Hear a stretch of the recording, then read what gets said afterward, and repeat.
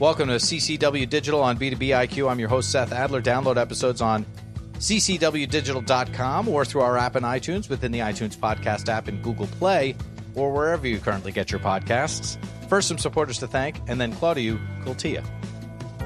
Here it is, the fully integrated cloud CX platform that you need to act smarter, respond faster, and be first in CX. Now you can turn innovation into value, scale up when you need, and add new capabilities whenever the situation demands it. One experience, a single unified solution for employees and customers. One cloud, a single cloud offering based on AWS public cloud technology. One path for migration to the CX1 platform. The fully integrated cloud customer experience platform from NICE, allowing you to be first in CX.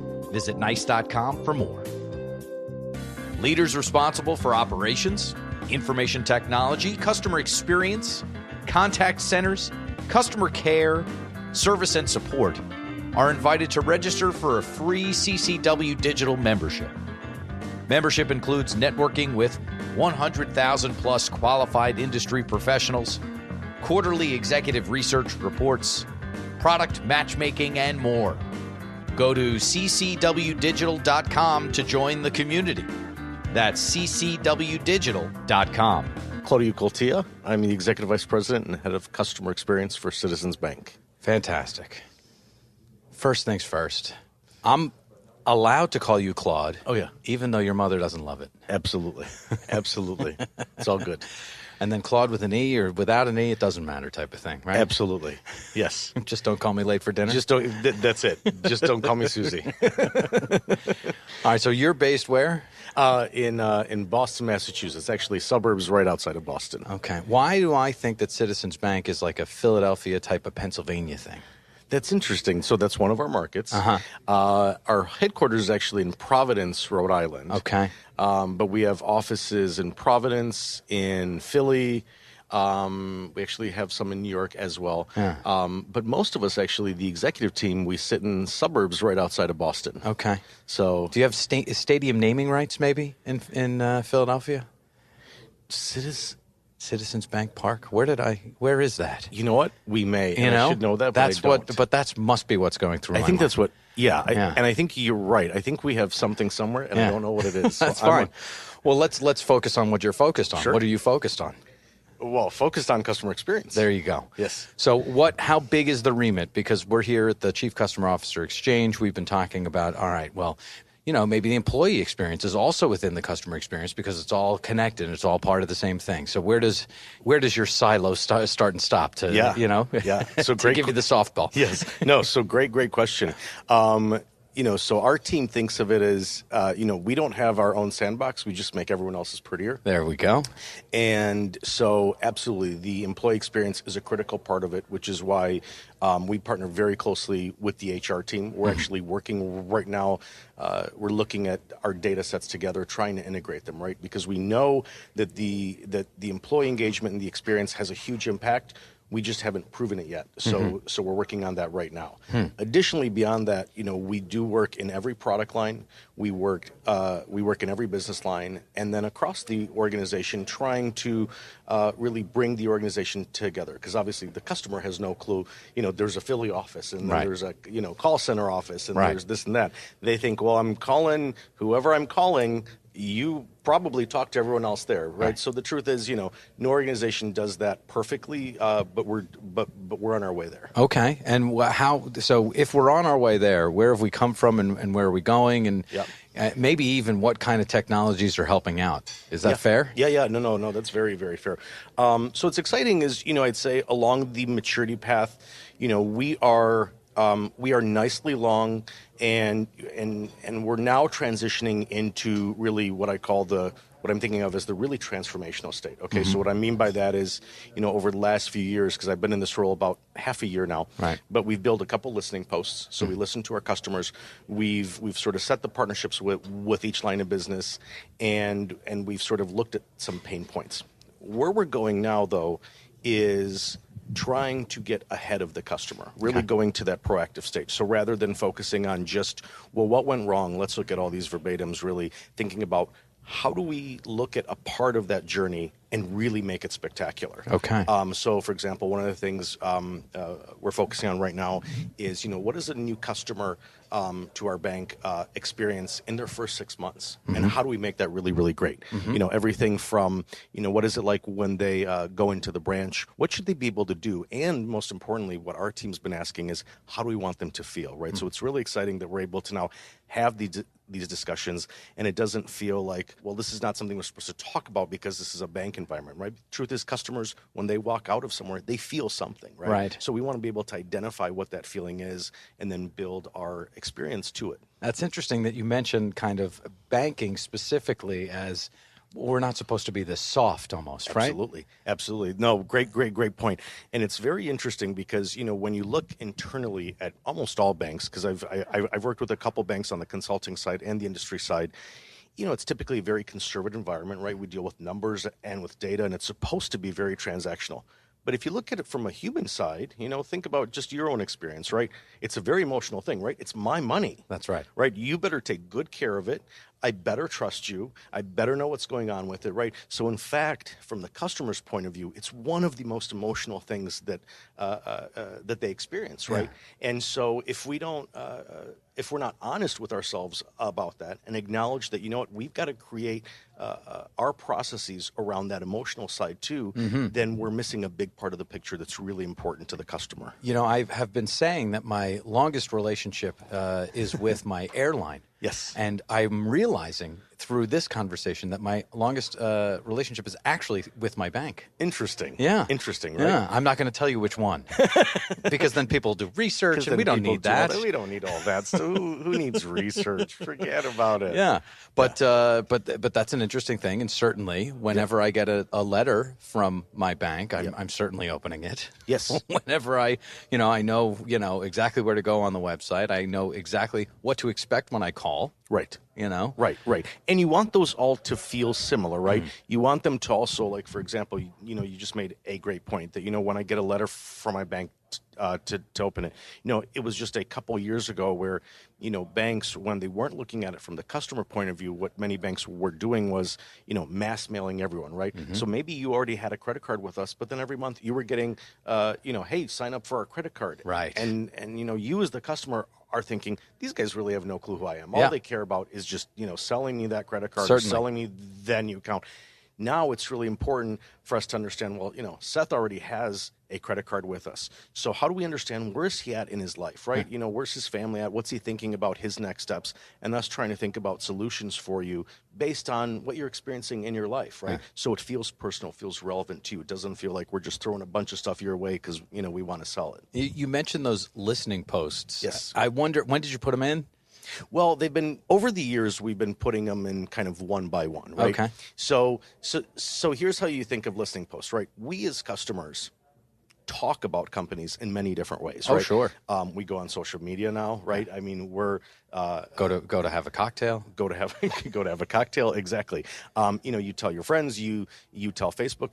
You tell Twitter. You go into the branch. You go into the call center. What we're really trying to do is really understand what are all the places customers are talking and aggregate all that data, right?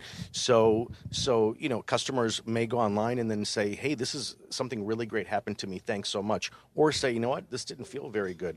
Or they may walk into the branch, or they may go into the call center. So anytime you have a touch point with us, we want to be able to both pull some of that information by, either calling or emailing you and just asking you a couple quick questions, or looking at places where we need to pull the information from because you're automatically posting it, for example, on Facebook. So we're trying to get a holistic view of all those different places. And that's complex, right, if you think about it, because we as customers, there's so many places we give feedback, and it's on the organization to put, as we call it, right, those listening posts for us to really, really listen carefully.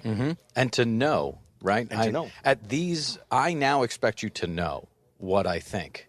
Absolutely. And you just made a great point, Seth, right? It's we as customers, we not only want our, this is our bank and, every organization that we work with. I want you to know what I think now and I want you to predict what I'm going to think about in 2 days and what I'm going to be in a year. Yeah.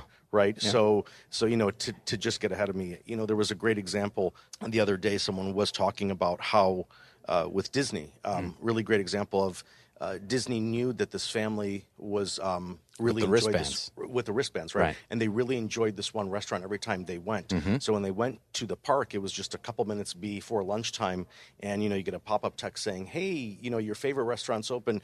We've saved a table for 4. What do you think? Ready for lunch?" That's the kind of stuff. That's a surprise and delight, right? That's you looking down, saying like, "Hey, you know what? A nice burger sounds really good right now, and we love that place," and they knew it right away, right? That's it. That's and if really I'm not powerful. freaked out, I'm absolutely wrong.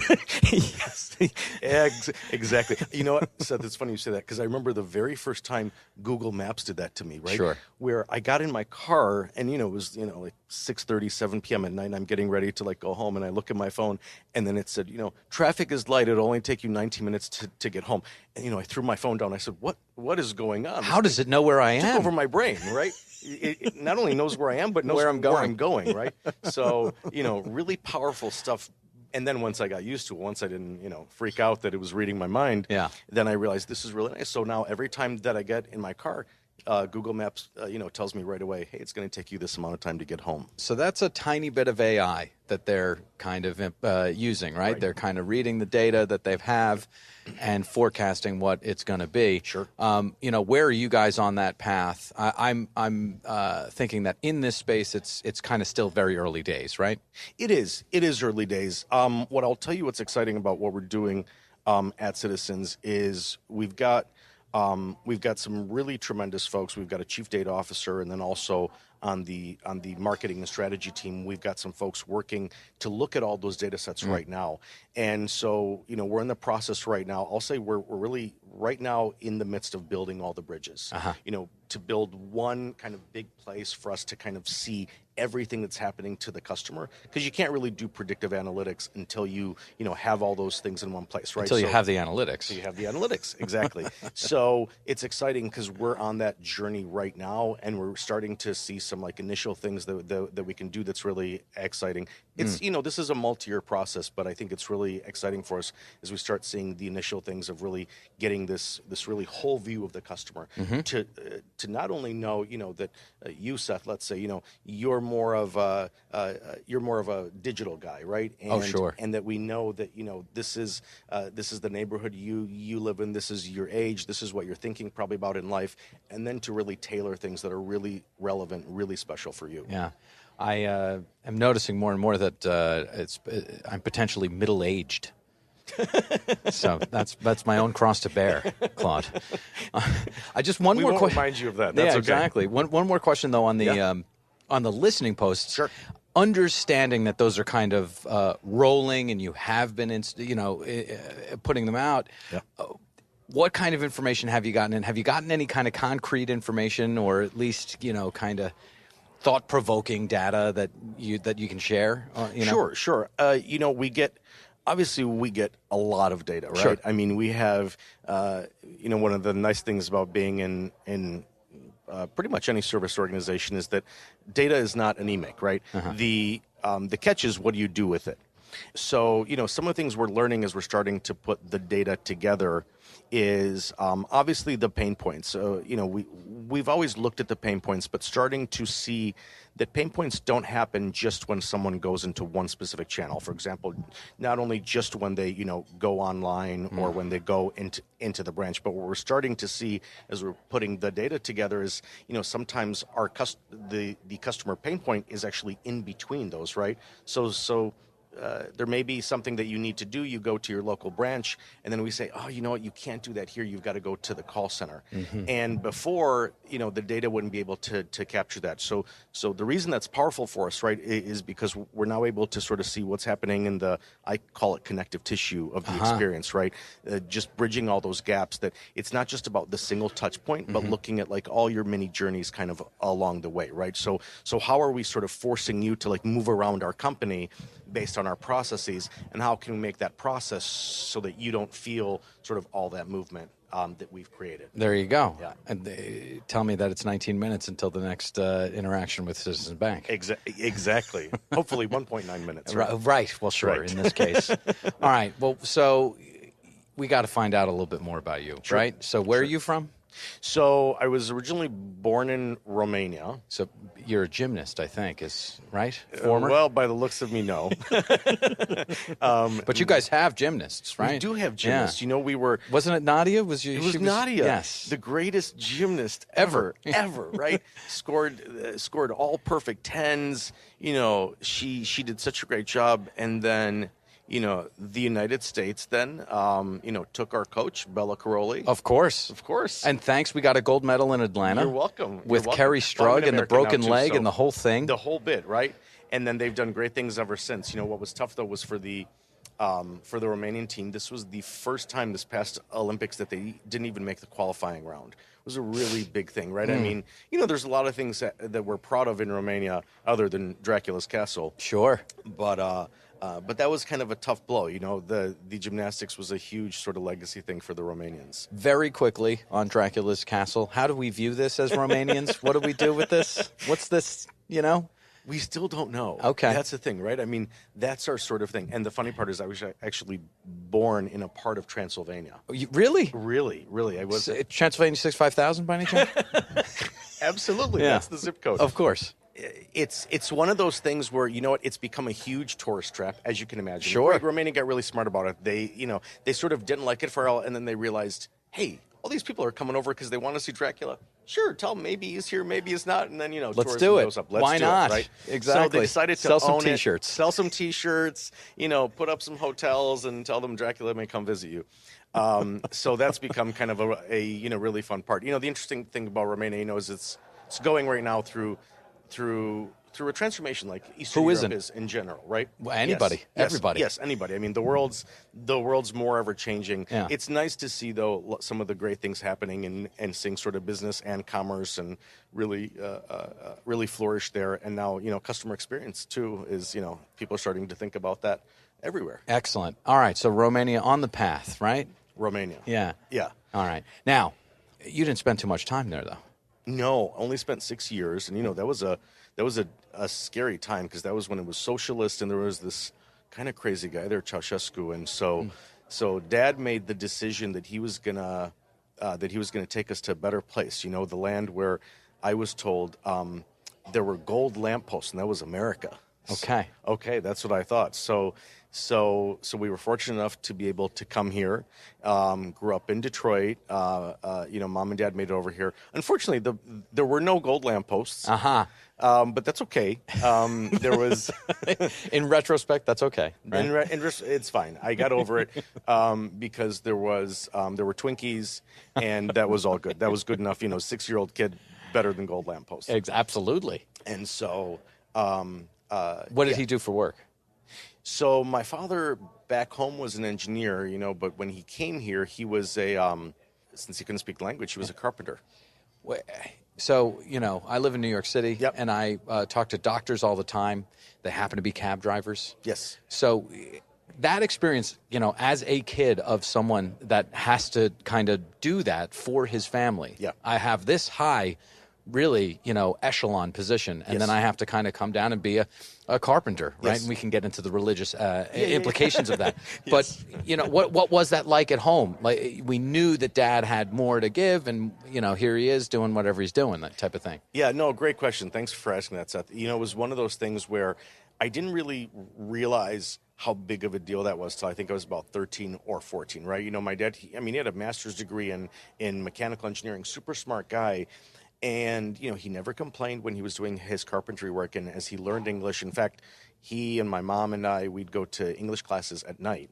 Because back then school systems really weren't even capable of handling a, foreign speaking kid. Right. And watching him go through that and then work his way back up really, really inspired me and really gave me work ethic, right? So that any time I felt defeated or felt like, you know what, I'm not fitting in, right? Because as a foreign kid, you always sort of feel, especially coming over at 6, right, that well, Romania's not my country, and America's not really my country. Where do I sort of fit in, right?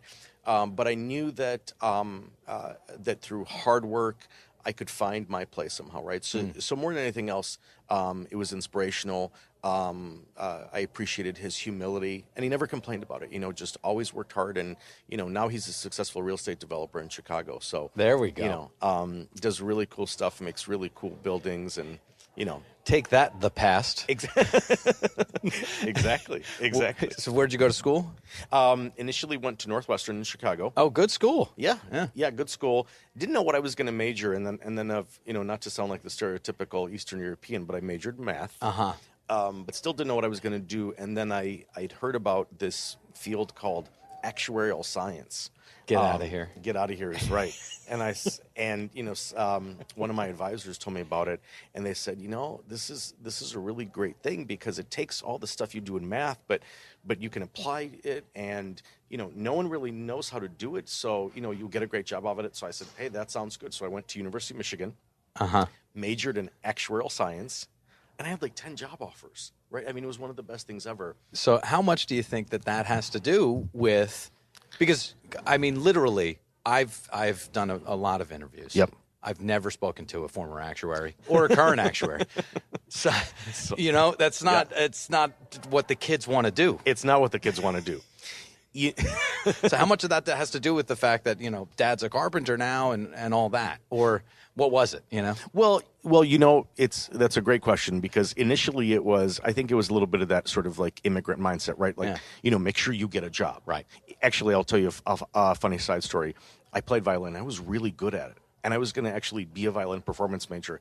My parents freaked out. Like, you can't do that. What, you don't make insane? living. Exactly. You're going to be poor. Yeah. I mean, my dad told me, you're going to be starving on the street. You're going to be homeless. And I thought, well, I don't want to do that. Yeah, that doesn't sound good. That doesn't sound good. And from his mind, he saw you on the street when he's saying that. Oh, right? I mean, he was so specific and descriptive about it. Yeah. I thought, okay, I don't know what the implications are, but I'm not doing it.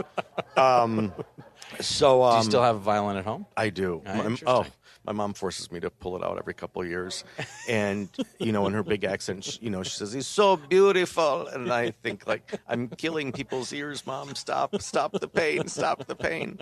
It's funny. I actually did play for her about 10 years back. She went to nursing school. I was so proud of her. Yeah. And my gift to her was I actually performed on stage when she and her graduating class came out. And Look at that. I mean, the woman fell over. She's like, my little boy. Her little boy was like 30. Right. But that's the last fantastic. time I picked that up. But I went into the field because I really did want to get a job, and it seemed interesting. I knew I was good at math. I really didn't know what people did with math. Right. What's the end goal there? What's the end goal there, right? Yeah. And then the actuarial side seemed really interesting because what we think about every day. So I was on the pension side, right? Actuaries do one of two things for those folks that don't know. Either you typically work on the insurance side, right? Yeah. So those are the folks that figure out all your insurance rates based on how likely, because they measure risk, you are to get in a car accident or die or whatever. Or on the pension side, which is trying to figure out how much your retirement plan is going to cost a company. So I was on the pension side. So we talk about risk a lot. We use data a lot. Mm-hmm. What was tough is that we did talk about decrement tables all day long. In other words, we talk about when people die. Right. I'm a pretty happy-go-lucky guy. So, sitting around getting excited for we just got a new decrement table for, coal miners in Minnesota. This is very exciting when they're going to die. And I thought, I don't know if this is what I want to do when I die. I feel like I can work with data in a more positive way. Right? I couldn't agree more. I couldn't agree more. And, the funny part is that's when, the field of customer experience, it wasn't called customer experience yet. It was kind of coming together, mm-hmm. right? But I wanted to see if I could do something else with data. So I actually worked for a startup for about 4 years. And that was exciting because I was sort of the data guy, and I was able to sort of play with the data, look at sort of market analytics. Mm-hmm. And then I started hearing more and more about customer experience. And I thought, I think there's something here. This is kind of good, interesting stuff. Right. And then I went to go work for the Gallup organization, which, Gallup's known for doing all these great surveys, politics, all this stuff. And they had this really great sort of customer experience practice. And because of my data background, I worked on the financial services team. one of my first big clients was Citibank. Okay. And as they were building out really this great customer experience program, we had some really exciting wins. And the data told us some great stories. We were learning around really, starting to put the pieces together on the customer experience story. Right. From there, I went to actually work at Citi. So, had a great time and, went over to their side, had a great time there building up customer experience. And then I got a great opportunity to go to a completely different industry, which was healthcare, working with patients who have chronic kidney disease. So did that for a couple of years. That was really rewarding, but really, really tough field, right? I mean, thinking about someone's experience who's potentially dying. Yeah. Right. And there you were back to square one almost. Square right? one. Yeah. What's fascinating is that when you look at these industries, which feel so different, but frankly aren't, right? Because we as consumers, we buy services everywhere we go, and healthcare isn't any different.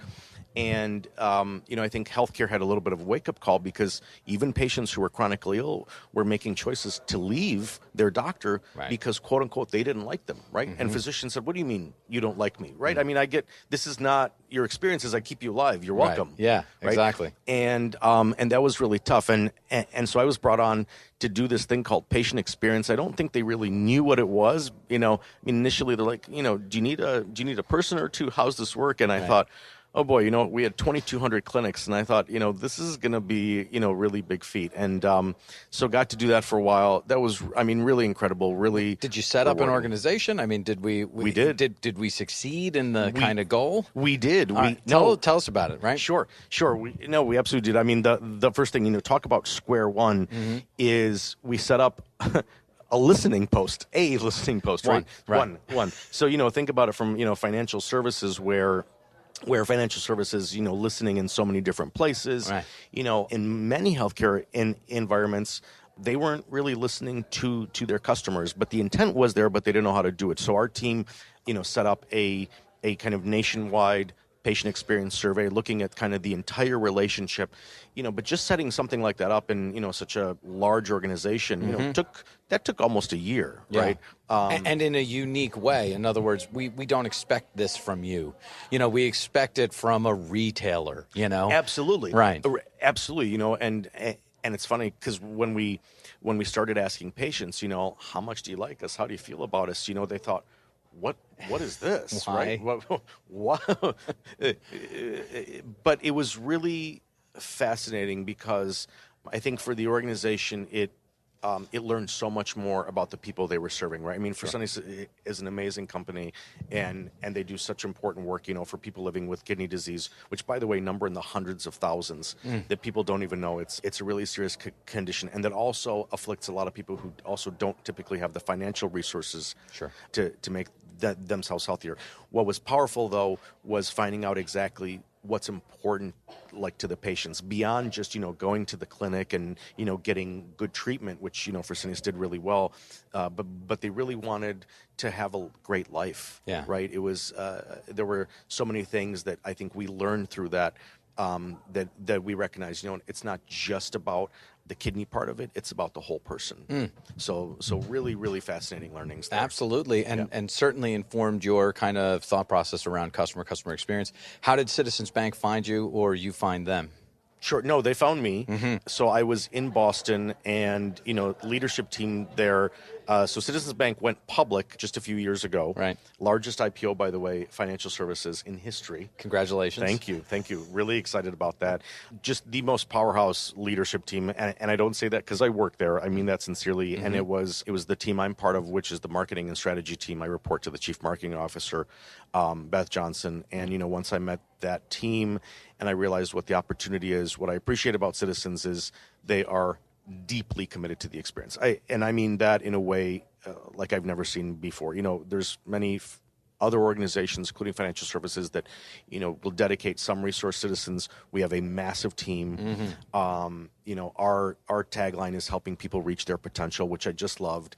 And we have that right balance of we're a large bank, but we still feel like that small town bank, but with really intense capabilities, right? Digital capabilities. So, once I met Beth and the rest of the team, saw the opportunity, recognized, I'm not only being set up for incredible success, but this is a potential to make this really, really good. I don't think anyone in financial services has really broken out, in the way, we sort of all say top of mind, like, Ritz-Carlton or, maybe Disney or, a couple other places.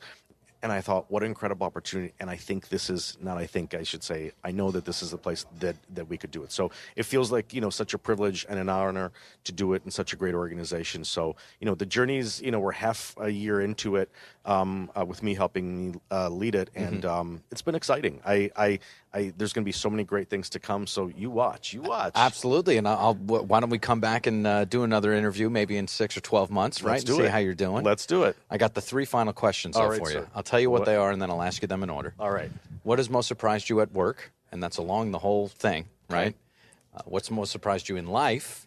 And then on the soundtrack of Claude's life, one track, one song that's got to be on there. First things first, though. Along your career, what has most surprised you at work? What has most surprised me at work? The transformation that companies have gone on to make things all about the customer. It's been almost shocking to me. It's almost 180. 180, right? Yeah. I mean, 20 years ago, it was, I think almost all companies thought about, just our profit and us. It was frankly very self-centered, right? And how we have all changed and recognized that if we don't understand the people that are giving us the privilege of buying our things and entrusting us with, whether it be their money or a night stay with us or their food, right? Then we're not gonna win, and that's been fascinating to me, right? It's just and I get to do this every single day. I mean, it's I pinch myself off and I think, really, this is what I get to do, like make people's lives better. So that's been pretty cool. That's a great answer, of course, right? Thank What's you. most surprised you in life? Oh, boy. What's most surprised me in life? How fast we are all moving in this world, right? Yeah. I mean, You and me are in our 40s, if you can believe it, right? oh, help us. Help us. Old man. No, just kidding. 40s are the best, by the way, Sure. for anyone listening that's in their 30s or 20s. Yeah. 40s are perfect. And Just wait. Just wait, right? I can tell you, people in their 50s, 60s, I bet saying the same thing to us, saying, no, the 50s are the best. The 60s are the best, right? Most surprised, in life, I'd say just the speed at which we all go now, right? I heard a data point set the other day that said, we take more information in 1 hour than someone 5,000 years ago took in a lifetime. Yeah. Like that to me is just, It's nuts. right? And especially since like we were kids, right? I mean, just the level of stuff that sort of comes our way that surprised me. I think I never, I remember growing up, the Jetsons was my favorite show, and I loved, I thought, oh, look at the flying planes and like all this stuff, and the fact now that I sit in my car and some random machine says it's going to take you 18.272 minutes to get home with unusually light traffic today. I never would have dreamed that. I mean, that's been like, are you kidding me right now? I'm excited to see what's going to happen in 50 years. I honestly, there's part of me that can't even imagine. Well, sure. There's part of every single one of us that has no idea, right? Right. The only guy that knows is Elon Musk. What do you think of that? That guy. Put us on Mars. That guy. That guy. That guy. Innovator. I gotta say, hats off to that guy. No he question. knows what was doing. Really appreciate the risk taking and I guess I would add that to that answer too. Is Seth, is that the amount of innovation happening in the world, right? Yeah. I think it's really cool because I think we're coming together in much bigger ways, both as leaders, as human beings, and when that happens, just magic happens, right? And I think that's when innovation happens. So that's been really great to see. There you go. All right. And be a part of course. And be a part of. Soundtrack of your life, one track, one song that's got to be on there. Oh, man, that is a tough question. You didn't prep me for this one, Seth. All right.